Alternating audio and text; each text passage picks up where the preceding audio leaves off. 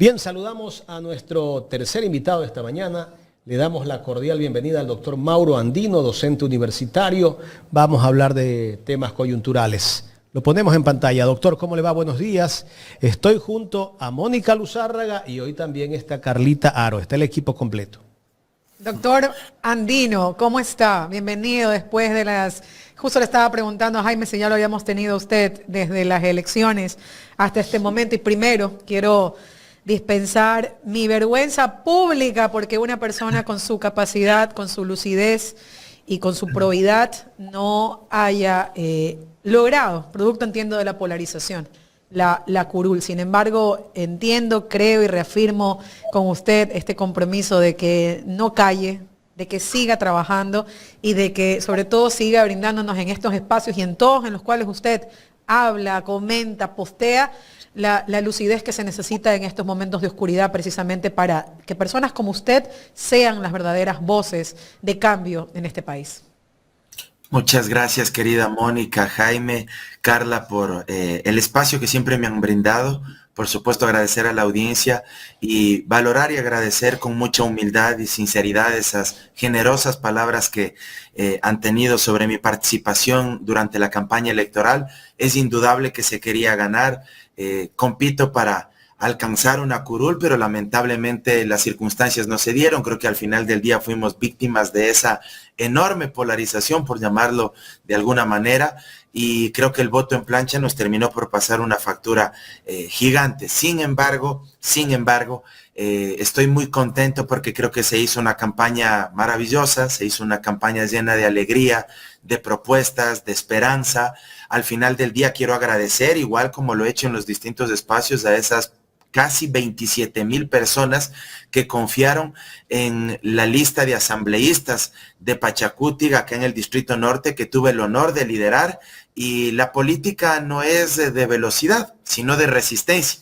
Así que seguiré luchando, estoy aquí para seguir aportando desde mi modesto espacio y por supuesto hoy más que nunca porque creo que el país requiere de unidad, sobre todo para devolverle la dignidad a la gente y pelear por los derechos económicos y sociales de las grandes mayorías que hoy están tan pisoteados, tan vulnerados. Creo que eso es fundamental y eso requiere el contingente y el esfuerzo de todos y todas. Doctor, permítame leer este mensaje de Javier Banguera de Esmeraldas. Dice, saludos para Mauro. Él no perdió, perdió el país, perdió la asamblea. Pudimos haber tenido junto a Andrés y Maluc grandes asambleístas. Muchas gracias, querido Jaime, y un abrazo igual a Javier Banguera, que nos escribe desde Esmeraldas. Un abrazo para él y para toda la gente allá. Vamos a seguir en la lucha. Esto es apenas una batalla más. No hay que desalentarse. Yo siempre digo que la vida es como una bicicleta. Uno tiene que seguir pedaleando. Uno puede caerse, uno puede ir un poco más lento, pero siempre hay que acelerar, pedalear y seguir. Creo que eso es fundamental. A veces podrá ir más rápido, a veces deberá ir más lento, pero lo importante es seguir pedaleando. Así que vamos con fuerza, con buena vibra y con energía positiva siempre. Aparte que quizás, bueno, sí, coincido plenamente en que pierde la Asamblea y pierde el país realmente con una representación en la legislatura de alguien que conoce no solamente el derecho, sino que también conoce la parte social, conoce la problemática social. Y luego, pues, ver esta nueva postura que ha tenido el doctor Mauro Andino, al igual que Leonidas Issa, de ser bastante coherentes con la posición, no solamente ideológica, sino también necesaria dentro del país, que es qué va a ocurrir a partir de esa llamada a la segunda vuelta electoral para la presidencia de la República y esta reafirmación histórica de que el gobierno que se encuentra en funciones, pues simplemente no es de cara a 4 años más de funciones el gobierno que necesita hoy en día estas grandes mayorías que ha citado Mauro Andino. Absolutamente, Mónica, creo que el momento histórico ante la tragedia nacional que vivimos requiere de unidad, requiere el concurso y la participación de muchos actores. Yo, a título personal, he dicho frontalmente que desde las izquierdas, desde los progresismos, pero también desde ciertos sectores de derecha que sean democráticos, que confíen y respeten en los valores y virtudes cívicas republicanas, que confíen y que quieran devolverle al país el Estado constitucional de derechos y justicia, debemos unirnos, debemos trabajar en una gran plataforma progresista, democrática, que defienda los derechos de la gente, que le devuelva dignidad a las grandes mayorías, porque el diagnóstico es desastroso. Me voy a referir en esta primera parte, si ustedes me permiten brevemente, a varios indicadores que el propio Instituto Nacional de Estadísticas y Censos, el INEC, un organismo gubernamental, organismo adscrito a la Presidencia de la República o que depende de la Presidencia de la República. Varios indicadores que fueron publicados el mes pasado, enero, respecto del diagnóstico final del año 2024 sobre el estado situacional del Ecuador. Y por ejemplo, nos encontramos con que la pobreza y la pobreza extrema a diciembre del 2024 regresó a los mismos niveles que tuvimos durante la pandemia del COVID-19. Es decir, que hoy tenemos más pobres extremos, más de 5 millones de ecuatorianos que viven en esta condición y que nos encontramos en la misma situación que estuvimos durante el COVID-19. El empleo adecuado en diciembre del 2023 estaba en el 36%. Ahora en diciembre del 2024 se redujo al 33%, es decir, 3 puntos menos respecto de diciembre del 2023. Durante un año de gobierno de Daniel Noboa se incrementaron los pobres, se redujo el empleo adecuado, pero además, ¿esto qué significó? En números fríos, aproximadamente algo más de 260,000 empleos adecuados menos en el Ecuador. Más del 5% se redujo las exportaciones, un 5,1%. Más del 6% se redujo la inversión pública. El Producto Interno Bruto, el PIB, se contrajo durante el último trimestre del 2024, comparándolo con el mismo periodo del 2023, se contrajo un 1,5%. Bueno, esa es la realidad del país.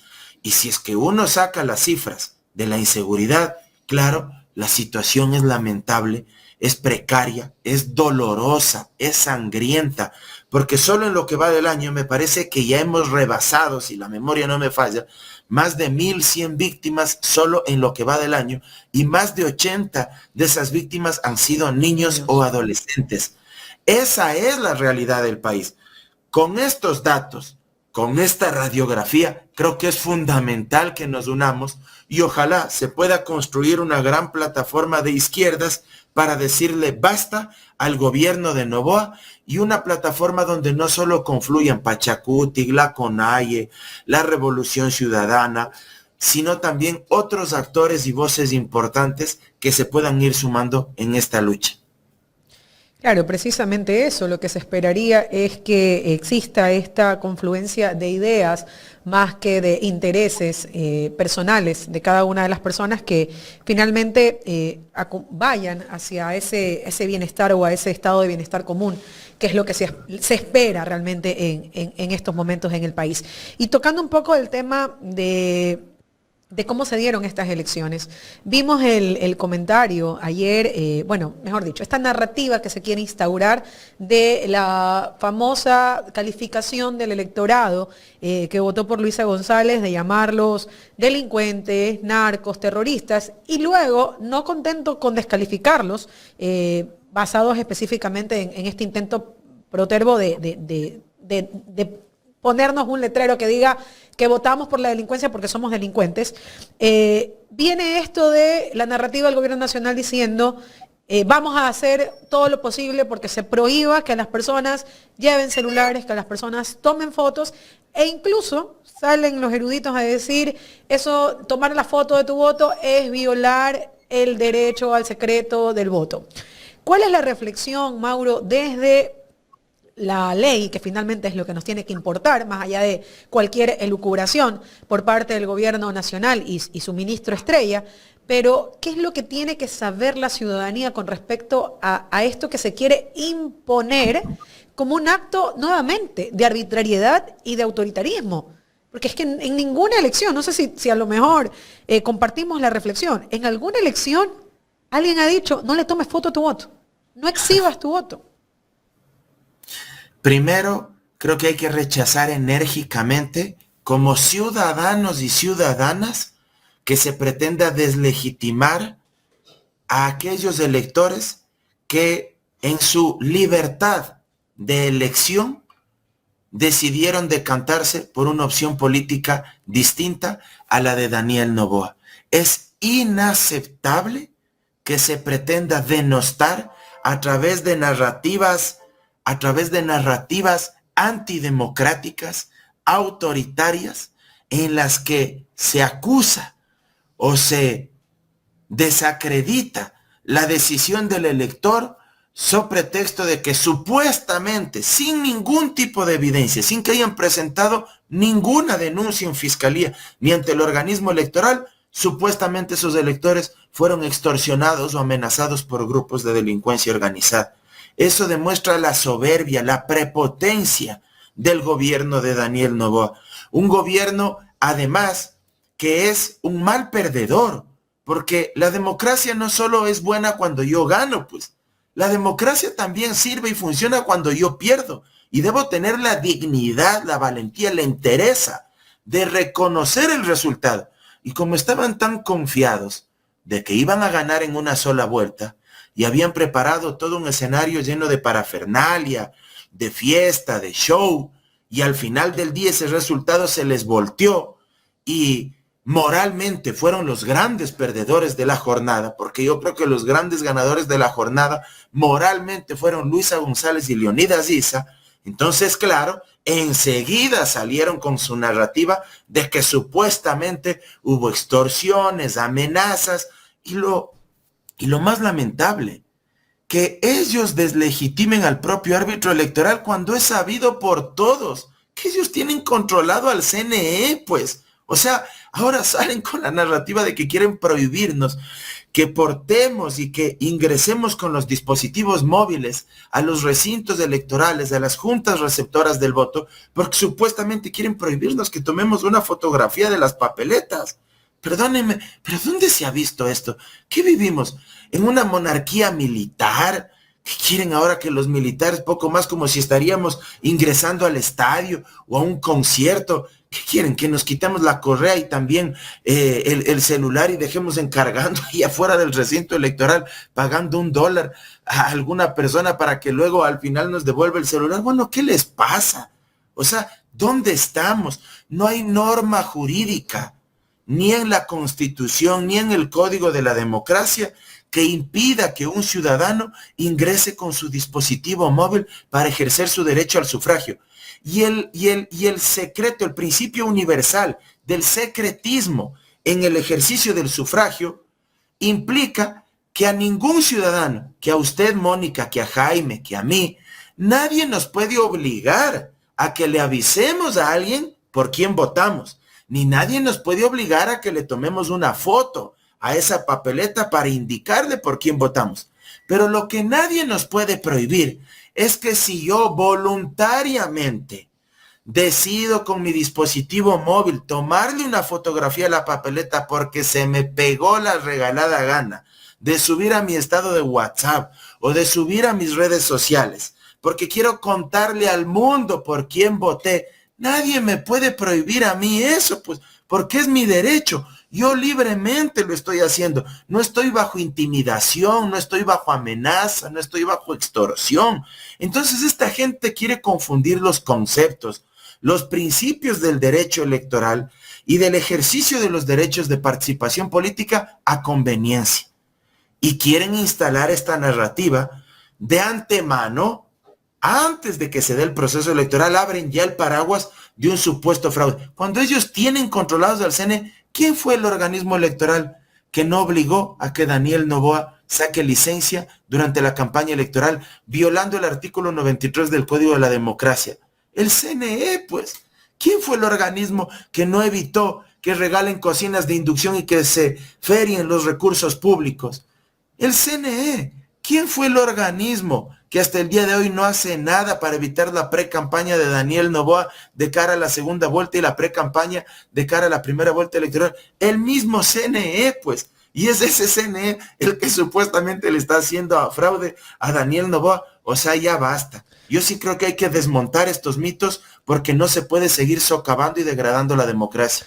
Un CNE correísta, dicen por ahí algunos de las personas que alimentan y que pretenden, como bien lo has dicho, Mauro, sostener que en teoría, ganador absoluto de la primera vuelta en realidad es el perdedor real y moral de ese proceso electoral de primera vuelta. Y hay otra situación particular, porque el día de ayer, casualmente, el Comando Conjunto de las Fuerzas Armadas saca también un comunicado, en donde también te vi postearlo en redes sociales. Y la verdad es que ahí es cuando uno entra en esta dicotomía, ¿no? Realmente, ¿qué está pasando en la cúpula? ¿Qué está pasando con la fuerza pública? Que de acuerdo a la Constitución de la República del Ecuador se deben sujetar irrestrictamente a la Constitución, a la ley y a la protección de los derechos de los ciudadanos. Pero luego tienes un comunicado de las Fuerzas Armadas, del Comando Conjunto de las Fuerzas Armadas, utilizando términos como ecuatorianos de bien, personas que sean textualmente, déjame, porque creo que tú también lo posteaste el día de ayer, donde ellos dicen, por ejemplo, personas que han vendido su alma por el narcotráfico y no vamos a permitir. Es decir, tenemos unas Fuerzas Armadas que, contrario a su deber constitucional y legal, están tomando partido político y se convierten quizás en los guardias del castillo e intentan proteger a toda costa a una persona que también, al igual que ellos, se tiene que someter a la Constitución y a la ley. Entonces, ¿qué es este mensaje? ¿Qué significa este mensaje en el contexto en el que nos encontramos hoy en día, Mauro? Otra vez es algo deplorable, repudiable por donde se lo vea. Los militares no son deliberantes, peor todavía, pueden convertirse en un agente político partidista o militante del partido de gobierno. Yo ayer ponía en mi cuenta de X que ese documento, ese comunicado, pseudo comunicado, parece que lo habrían redactado en la sede de ADN, acá en la Chiris, en Quito, porque realmente es replicar la retórica política del propio Daniel Noboa. Es un comunicado de alguna manera solapado, pero que entre líneas también se suma a este coro oficialista del supuesto fraude electoral, de que hay grupos de delincuencia organizada que están detrás. Y claro, incluso entre líneas advierten, y esto es lo más grave, que probablemente ellos van a hacer todo lo posible para evitar lo que supuestamente ha sucedido, porque eso es lo que dejan entrever entre líneas. Entonces uno se pregunta, ¿qué están diciendo? ¿Que no van a ser neutrales durante esta segunda vuelta electoral? Como no lo han sido, de hecho. Y funesto, que no van a aceptar los resultados electorales si es que acaso no gana su candidato preferido de cara a esta segunda vuelta electoral. Tristemente, la cúpula de las Fuerzas Armadas, la cúpula del Comando Conjunto está militando por Daniel Noboa y por ADN, porque también hay que decir las cosas con absoluta precisión. Este comunicado no es redactado por todos los militares de nuestro país, por la tropa, por los oficiales. Es redactado por la cúpula del Comando Conjunto, porque ellos tienen un acuerdo político con Daniel Noboa. Yo estoy seguro que la gran mayoría de militares de nuestro país, sobre todo la tropa, no estarán de acuerdo con este pronunciamiento, no estarán a favor de tomar partido políticamente hablando, por un candidato y por un régimen, por una persona. Están degradando la democracia. Yo sí creo que los organismos internacionales, la comunidad internacional, los observadores internacionales y nacionales deben darse cuenta de esta barbaridad. La alta cúpula de las Fuerzas Armadas se están convirtiendo en una especie de guardia pretoriana que existía cuando había pues el Imperio Romano y eran el anillo de máxima seguridad y de protección del emperador romano. O sea, de alguna manera están convirtiéndose en eso.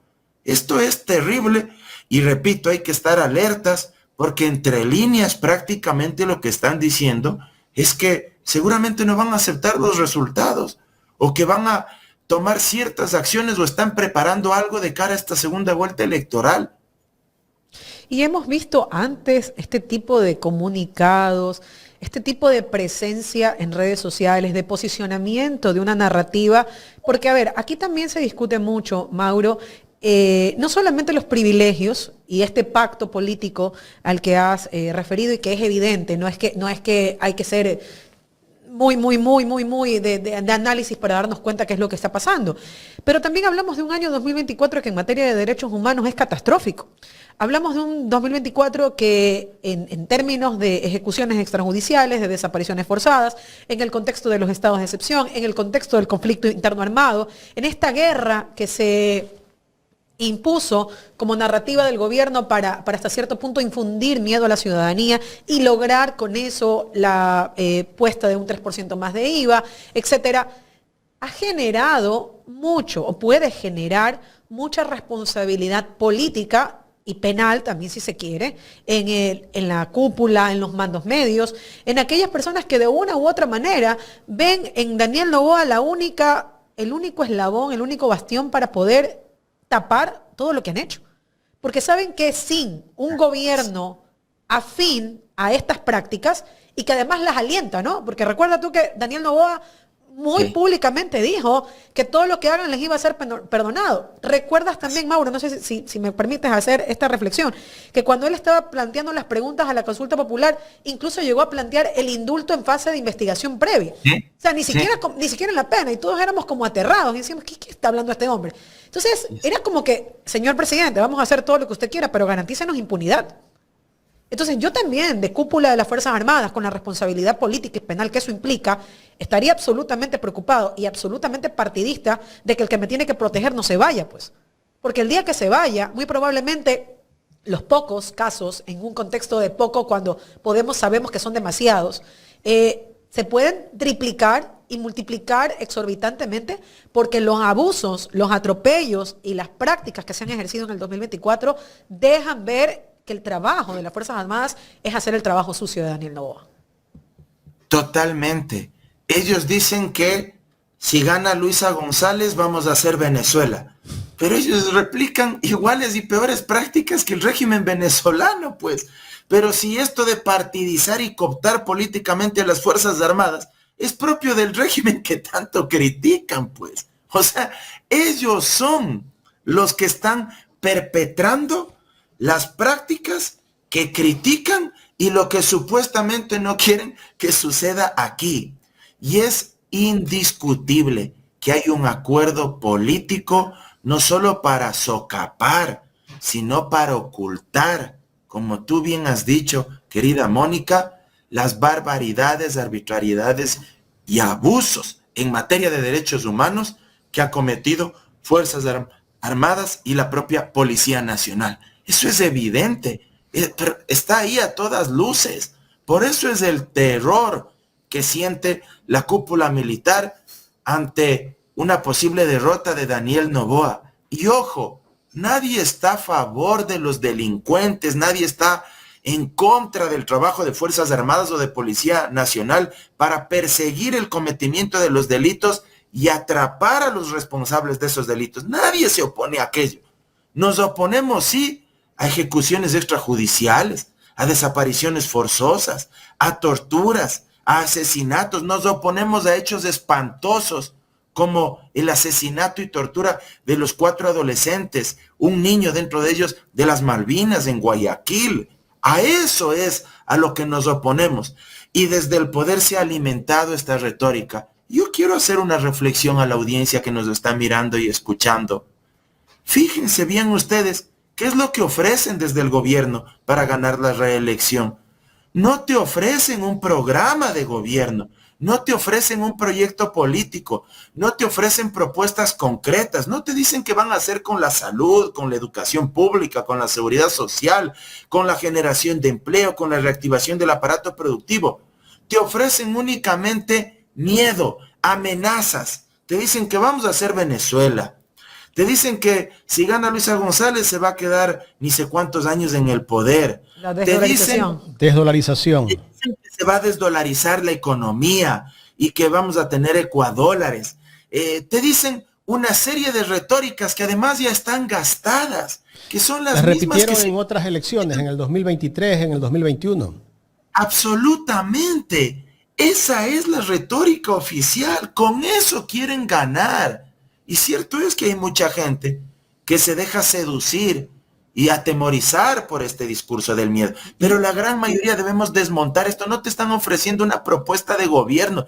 Te están ofreciendo miedo, temores, porque eso es lo que usan para tratar de ganar en esta próxima elección. Doctor Andino, y otra cosa. En esos panfletos que salieron antes de las elecciones, que los obligaban supuestamente a los votantes para que tomen la fotografía, que tienen que votar por Luisa González, eso vino de parte del gobierno mismo. La gente vinculada al gobierno fue la que sacó esos panfletos. No hay pruebas, pero mucha gente lo ha dicho en videos. Pero mire, Jaime, yo pregunto lo siguiente. Si tantas evidencias tienen del supuesto fraude, ¿por qué no denuncian esto en la fiscalía? Fraude electoral es un delito penal. Así es. Está tipificado en que el no Código tienen ninguna Orgánico prueba. Penal. Exacto. Por ahí hay un fiscalía? un payaso que fue destituido, ha hecho un video, pero ya nadie le para bola porque ya la gente se cansó de escucharlo. Fue alguien en el Consejo de Participación Ciudadana que anda promocionando eso. No he visto, pero me imagino, porque no es el único, son varios, ¿no? Por ahí hay un exdiputado demócrata cristiana también que dirige un periódico y no les paga a los trabajadores de acá en la capital, diciendo que supuestamente se ha pagado $10 millones para perpetrar el fraude y que desde fuera del país, supuestamente con la complicidad de la presidenta del CNE, Diana Tamaín, es que se ha perpetrado el fraude. Pero es que hay que ser conchudos. Realmente no tienen vergüenza. Saben que están mintiendo, pero usan la mentira como herramienta política para desacreditar el proceso electoral que ellos mismos lo tienen controlado de pies y manos. O sea, hablar de fraude, pero qué barbaridad. Ellos son los que tienen el CNE de su lado. Esto me recuerda a esas palabras de Jaime Roldós Aguilera en ese video que en muchas ocasiones circula en redes sociales, que está colgado en YouTube también, cuando le cuestiona duramente a Sixto Durán Ballén.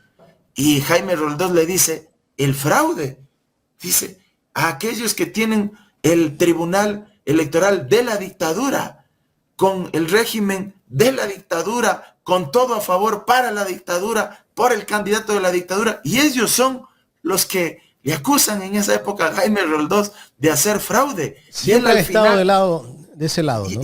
Y él al final dice, perdón que hable con este tono de severidad, pero es que de verdad que históricamente siempre la derecha ha usado ese tipo de retóricas y son muy hábiles para darle la vuelta a la situación. Ellos son los que tienen atado de pies y manos al árbitro electoral y sin embargo son los primeritos en gritar fraude, fraude, para deslegitimar su derrota electoral que se ha dado en las urnas. Doctor, una consulta. Ese comunicado que lo publican las Fuerzas Armadas en X no tiene ninguna firma. ¿Por qué no lo firman? Mire, seguramente es porque no quieren comprometerse más allá de que ha sido divulgado por las cuentas oficiales de las Fuerzas Armadas, entonces uno podría asumir que evidentemente pues es de la alta cúpula, pero claro, lo ideal sería que tenga una firma de responsabilidad. ¿Alguien puede pedir que ese documento sea respaldado por firmas?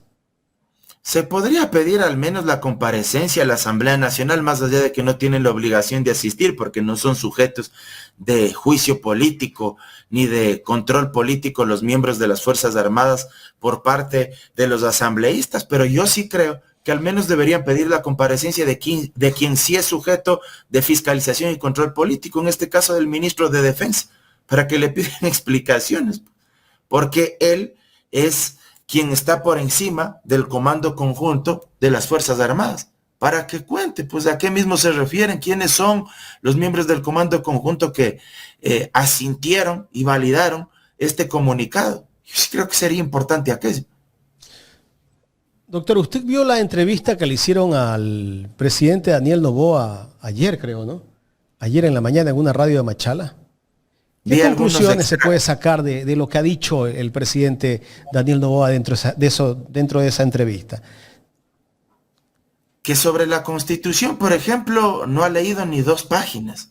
O sea, es alguien que ignora por completo y habla con una seguridad, entre comillas, que a uno le espanta, pues, porque si logra articular 3 frases seguidas ya es demasiado. Pues. Pero además, en determinadas circunstancias, quiere, a través de la fuerza verbal, entre comillas, convencernos de que lo que dice es cierto. No ha abierto la Constitución al presidente. Quiere que se convoque a una constituyente como si fuese un asunto de coger y chistar los dedos. Si no es cuestión de soplar y hacer botellas. Para que se convoque a una constituyente se necesita un dictamen previo de la Corte Constitucional. Y la Corte ya se pronunció, y hay precedentes, y hay dictámenes previos. Entre otras cosas, donde la Corte ha dicho, por ejemplo, que no puede ser una constituyente de plenos poderes. Y no puede la constituyente ser una herramienta para retroceder o socavar los derechos que ya se han ganado y que están escritos en la Constitución actual. Pero el presidente habla muy suelto de huesos y dice una constituyente para modificar ciertos derechos de determinados grupos de atención prioritaria, para hacer reformas profundas, porque siempre tiene un pretexto. Esta no es una estrategia más de la política. Absolutamente, pero aquí otra reflexión para la gente que nos está mirando y escuchando. Él ahora dice que la Constitución hay que cambiarla porque por eso es que no tenemos seguridad los ecuatorianos y ecuatorianas. Pero es el mismo presidente que el año pasado se ferió 60 millones de dólares en una consulta popular y en un referéndum y nos dijo a todos los ecuatorianos de que con eso supuestamente íbamos a tener paz social, orden público, seguridad interna, que se iba a garantizar la vida, la dignidad de los ciudadanos. Eso dijo él, pues. Él dijo que como ya se incorporaba la figura de la extradición en la Constitución, entonces ya se iban a acabar los delitos. Él dijo que reformando y endureciendo las penas en el Código Orgánico Integral Penal como resultado de esa consulta popular, ya se iban a disminuir el cometimiento de los delitos. Bueno, ya estamos próximos a llegar al año de esa consulta popular. Y en vez de mejorar la situación ha empeorado. Ahora el ataque es a la Constitución, no le alcanza a la Constitución. ¿Habrá leído la Constitución el presidente? ¿Perdón? ¿Habrá leído la Constitución el presidente? Dudo mucho. Porque repito, habla de una constituyente como si fuese una cuestión de la noche a la mañana. Si es que la Corte diera paso a través de un dictamen, recién ahí habría que convocar a una elección, a una consulta popular, para que la gente se pronuncie en las urnas a favor de que se convoque a esa constituyente. Si se gana en esa consulta popular y la gente dice sí, queremos que se convoque una constituyente, entonces luego hay que convocar elecciones para elegir constituyentes, una especie de asambleístas. Hay que elegir asambleístas constituyentes. Luego tendrá que instalarse esa constituyente. Y esos asambleístas constituyentes tendrán que redactar y aprobar un borrador de constitución que luego finalmente, si es que es aprobado por esa constituyente, tiene que ratificarse o negarse por parte del electorado en un referéndum que deberá ser convocado por parte del Consejo Nacional Electoral. Todas esas etapas hay que ir quemando si es que se quisiera tener una nueva constitución. Pero él habla como que fuere algo tan sencillo. ¿Para qué? Para desviar la atención, para justificar su incompetencia ante la ciudadanía. Para quien no sabe qué hacer, ninguna constitución ni ninguna ley es suficiente. De hecho, ayer la misma Ana Galarza se lo decía, y que también le dicen que es correísta ahora. Todas las leyes que ha pedido, todas las leyes que ha exigido para alimentar esa narrativa, se le han dado. La Asamblea se las ha aprobado. Y eso dista mucho en la práctica de la ejecución que realmente él, como gobernante, ha tenido y que es incapaz de materializarlas en beneficio de la ciudadanía. Absolutamente. Por eso es que sale con esta retórica igual que es una farsa completa, de que supuestamente va a pedir el apoyo a fuerzas especiales extranjeras para que nos ayuden en el mantenimiento de la seguridad y del orden interno. Por ahí una de las asambleístas de Novoa, específicamente la señorita Valentina Centeno, cuando una periodista o periodista del diario Primicias le preguntaba si es que eso implicaría que ejecuten o que participen en los operativos con nuestra fuerza pública, ella dijo que sí. La noticia está ahí, dijo que sí. O sea, que se trataba de que participen también en operativos conjuntos. O sea, ellos se están imaginando una especie de película de Hollywood o de serie de televisión de Netflix o de alguna de estas plataformas de Amazon Prime, no sé. Se están imaginando a las fuerzas especiales, a los uniformados del SWAT, creo que se llaman allí en Estados Unidos, aquí contribuyendo y participando en operativos conjuntos con los policías, con los militares. Eso no se puede, eso es una barbaridad jurídica. Tendrían que modificar la Constitución y quitarle la competencia exclusiva que tienen Fuerzas Armadas, Policía Nacional. No se puede hacer eso. Luego dijeron que no, que solo es para cooperación, para que puedan ayudarnos con transferencia de tecnología, con capacitación, etcétera. Pero sí ya hay, pues, 3 acuerdos de cooperación, 2 se firmaron y fueron ratificados en la época de Lazo, y el último fue ratificado por el mismo Novoa, me parece que en enero del año pasado. Y la Corte Constitucional, lamentablemente, ahí actuó de forma totalmente equivocada, porque la Corte dijo que no se necesitaba la ratificación por parte de la Asamblea Nacional y que únicamente debía pasar por manos del presidente de la República. Hubo incluso votos salvados ahí de varios jueces que no estuvieron de acuerdo con el pronunciamiento de la mayoría de jueces de la Corte Constitucional.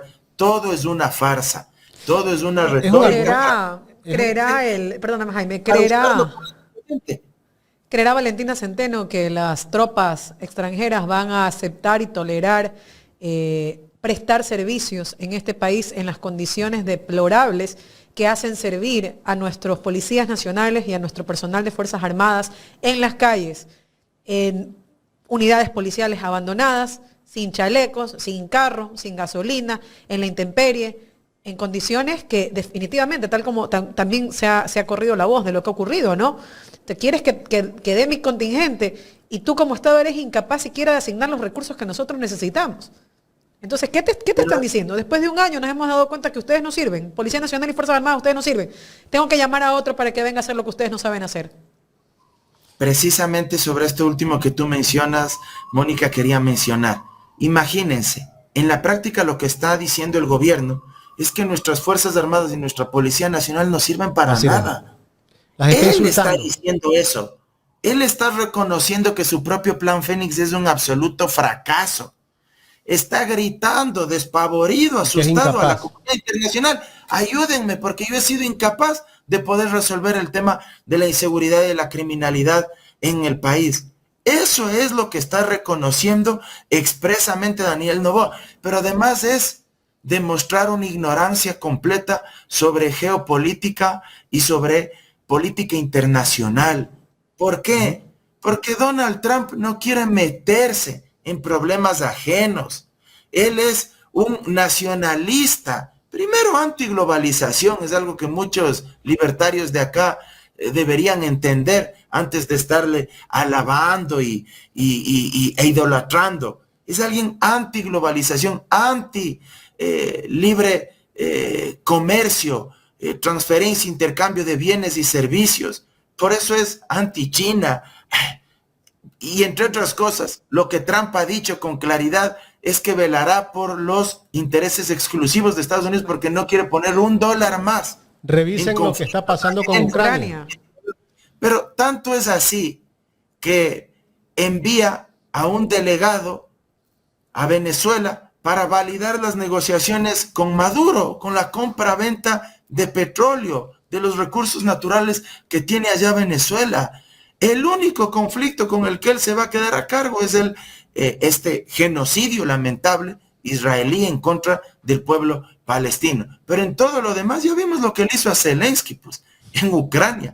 le dio la patada. Los norteamericanos le metieron en esa guerra y ahora los norteamericanos son los primeros en darle la patada y arreglar. Y le está cobrando todo. Y Rusia. Entonces, ¿ustedes creen que Estados Unidos, por ejemplo, va a querer poner un centavo, va a querer enviar a sus fuerzas acá para que dizque estén metiéndose en un conflicto ajeno? O sea, es una bestialidad por donde se lo ve. Bastión Popular, Monte Sinaí. Pero eso es para causar un golpe de efecto, doctor Andino. Es también parte de la campaña sucia que están utilizando en contra de la Revolución Ciudadana. Sí, porque lo que quieren es, al final del día, arrinconar a la oposición. Si la oposición se opone a alguna de estas retóricas políticas, para decir, ahí están con los delincuentes. Ellos son los supuestos aliados del narcotráfico, los delincuentes, los que están a favor del crimen organizado. Porque lo que busca es justificaciones. Lo que busca es tener pretextos para decir, es que ustedes no me dejaron. Doctor Andino, un poco para cerrar el tema de seguridad, primero muy buenos días, un placer saludarlo como siempre. En base a este pedido, pues, ¿no?, que hace el gobierno para pedir la cooperación internacional de fuerzas extranjeras, yo me pregunto, ¿la Asamblea debería pedirle respuestas sobre el incremento del 3% del IVA? Porque entonces necesitamos saber en qué se utilizó. Muy buen punto, estimada Carla, y creo que hay que fiscalizar aquello. Ojalá los legisladores lo hagan, no solo los de este periodo que está próximo a terminar, sino los que se incorporarán en el próximo periodo parlamentario. ¿Dónde está esa plata? Lo que se recaudó del IVA, porque nos clavaron 3 puntos más del IVA y elevaron del 12 al 15% bajo el argumento de que supuestamente eso se iba a destinar para el fortalecimiento de la seguridad y de la Policía Nacional. Y da la casualidad que el día de ayer se filtran unos audios de la reunión que han tenido los miembros de la cúpula policial con el nuevo ministro del Interior, y uno de los generales que habla en esa reunión le dice con absoluta claridad que ellos hacen todo lo posible con lo que tienen, con lo poco que tienen. Bueno, y entonces, ¿a dónde fue a parar esa plata? Porque yo no creo que esa plata se haya ido solo en camionetas, porque es lo que publica el gobierno, ¿no? Porque lo único que parece que le han entregado a la Policía Nacional son camionetas, pero el resto de dotación no se ve absolutamente nada. Entonces el pueblo empieza a preguntarse, señores, ¿dónde está mi plata? Si tú quieres decir que necesitas ayudas extranjeras, ok, la necesitas, pero entonces devuélveme, ¿dónde está mi plata? ¿Qué hiciste con mi plata? Seguramente ese dinero lo destinaron a cualquier cosa menos al fortalecimiento institucional de la policía.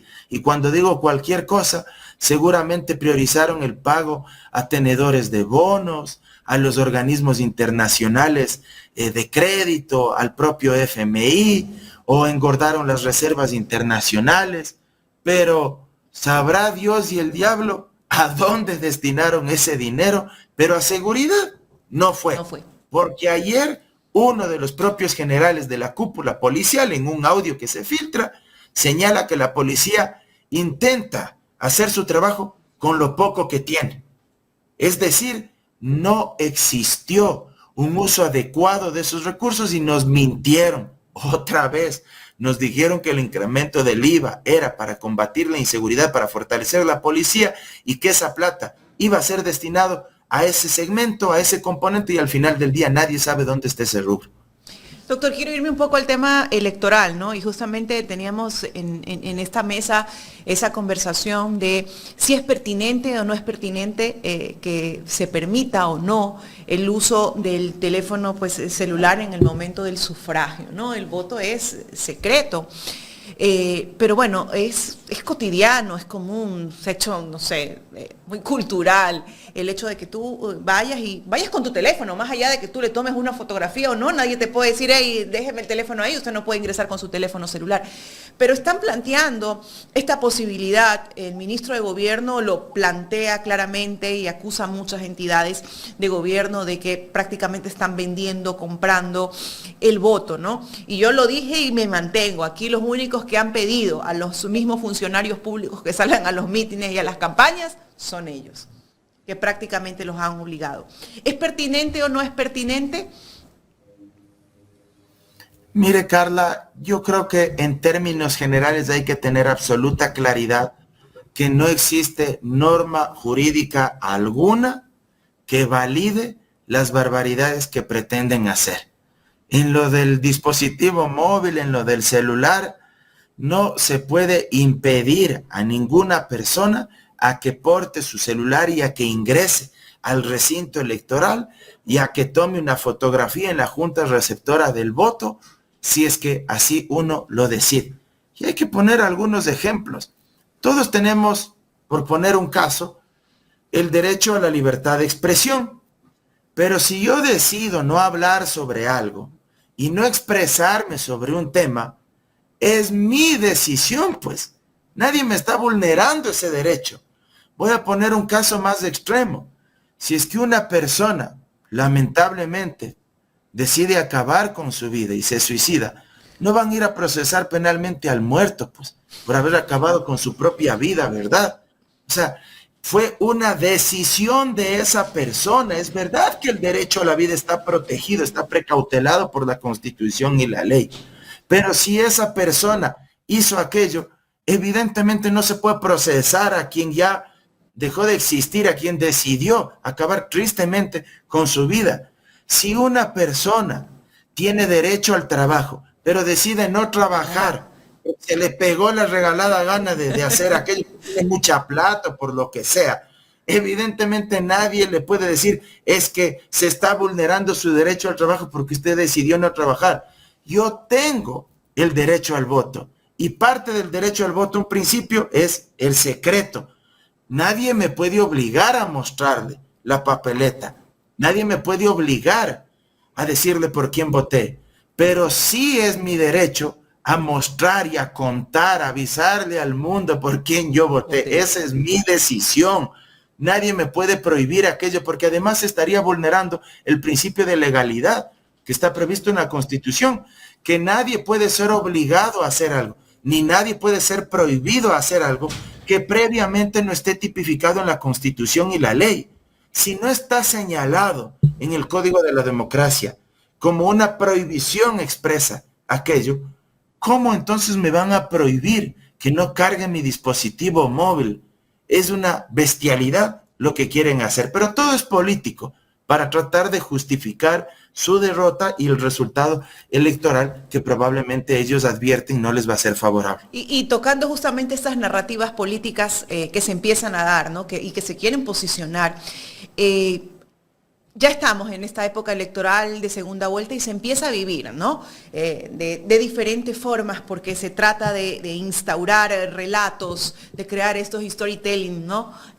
Para llevarte a ese juego y decir que los progresistas, quiero decirlo en términos generales, que los progresistas o que la gente de la Revolución Ciudadana o quienes presiden o tienen cargos basados obviamente en ese perfil son corruptos, son delincuentes, obligan a la gente a dar el sufragio. Tenemos un caso muy visible, doctor, y es el caso de Aquiles Álvarez, ¿no? Pero ¿qué pasa cuando sale un caso como el de Petronovoa? Y básicamente va el señor Pedro Granja, lo denuncia en la fiscalía y vemos que la fiscalía no actúa y en otros casos sí actúa. Ahí tenemos un conflicto. ¿Qué es lo que está pasando dentro del sistema judicial? Ya lo tenemos directamente a las órdenes del gobierno, pero ¿cómo actuamos como ciudadanos? ¿Cómo tenemos que verlo? ¿Cómo tenemos que analizarlo? Primero, Carla, creo que es una vergüenza lo que ha sucedido en este caso de Petronovoa y esta gasolinera Río Verde, que es parte o que es propiedad de esta compañía llamada Petronovoa. Y es una vergüenza porque de lo que se ha denunciado, se identifica que lo que hacían era comprarle al Estado diésel industrial y diésel automotriz.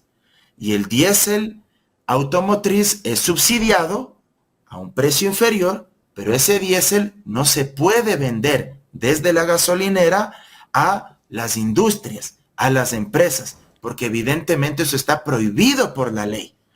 Pero aquí lo que ha sucedido es que declaran que han comprado algo más de 90,000 galones de diésel industrial y sin embargo, en las cuentas, en lo que se investiga y se demuestra hasta el momento, habrían comprado solo durante el año 2024 algo así como más de 3 millones de galones, de los cuales 1 millón de galones de diésel le habrían vendido a la compañía El Café, que a su vez es parte igual del grupo Noboa, a una compañía que, dicho sea de paso, creo que está en Montecristi, provincia de Manabí, y la gasolinera Río Verde de Petronovoa está en el Triunfo, a una distancia algo así como de 270 kilómetros.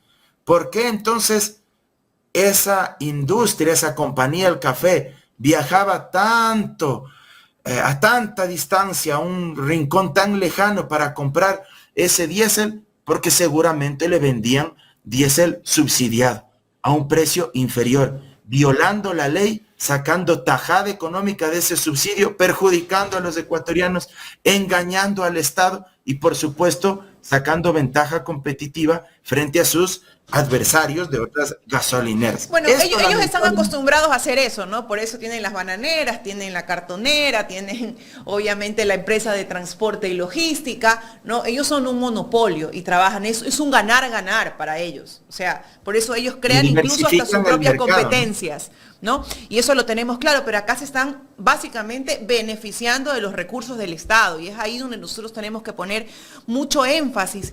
Pero para unos casos sí y para otros no. ¿Por qué no hay allanamientos como lo hicieron, por ejemplo, con el alcalde de Guayaquil, que se nota que es una persecución a leguas? ¿A quién tenemos que exigirle respuesta sobre este tema, doctor? ¿A quién deberíamos? Lamentablemente, Fiscalía sigue replicando las mismas prácticas a las que nos tiene acostumbrados. Fiscalía en estos momentos es otro actor político. Por eso es que se actúa de una manera frente a Aquiles Álvarez, en el caso denominado AAA, y en estos otros hechos denunciados, y donde la evidencia que hasta el momento se ha ido sacando en la Asamblea Nacional es contundente. Claro, ahí Fiscalía no dice absolutamente nada. Fiscalía guarda silencio. Ahí no hay actos urgentes, no hay allanamientos, no se abren investigaciones previas, etc. ¿Por qué? Porque se trata muy probablemente del hermano del presidente Noboa, donde muy seguro existió tráfico de influencias, donde existió contrabando de combustible y una serie de posibles delitos conexos que pueden derivarse de estos hechos. Pero claro, se trata del hermano del presidente Daniel Noboa. Entonces ahí Fiscalía no actúa. Ahí Fiscalía es muy lenta, es muy pasiva. Y claro, quieren influir de cara a la segunda vuelta electoral porque lo que quieren es dar estos golpes a actores políticos vinculados a la Revolución Ciudadana. No es de sorprenderse lo que pasa con Aquiles Álvarez y lo que buscan proyectar ante los ojos de la opinión pública. Sin duda, doctor Andino. Así Doctor, es, queremos agradecerle por el tiempo que nos ha brindado el día de hoy para conversar con usted. Yo les agradezco siempre por el espacio y a las órdenes. Un abrazo, querido Jaime, Mónica, Carla. Estaremos conversando. Abrazo gigante. Un abrazo, doctor. Gracias al doctor Mauro Andino, conversando con nosotros en esta mañana. Aquí ¿Saben con qué también ha sido súper diligente la Fiscalía General del Estado? No sé si lo hemos comentado. ¿Se acuerdan el famoso atraco al Museo de Carondelet de todos los bienes? Ah, no, pues no pasó nada ahí. No, pues espérense. La semana pasada, Wilson Toainga, fiscal encargado de la Fiscalía General del Estado, pidió el archivo de la investigación previa a favor de Lenín Moreno. Y de eso se está comentando, porque en realidad ahí está la justicia selectiva, las investigaciones selectivas y a la carta de Diana Salazar, versus quienes la pusieron en el poder y la mantienen en el poder. Pero si fuera alguien del correísmo que esté involucrado en un caso de esos, ya estuviera preso. No, porque por supuesto, hasta ustedes, bueno, creo que todos sabemos cómo opera en realidad la Fiscalía hoy en día y en desmedro de los derechos de los demás ciudadanos que también ameritan y necesitan justicia y que simplemente se les niega.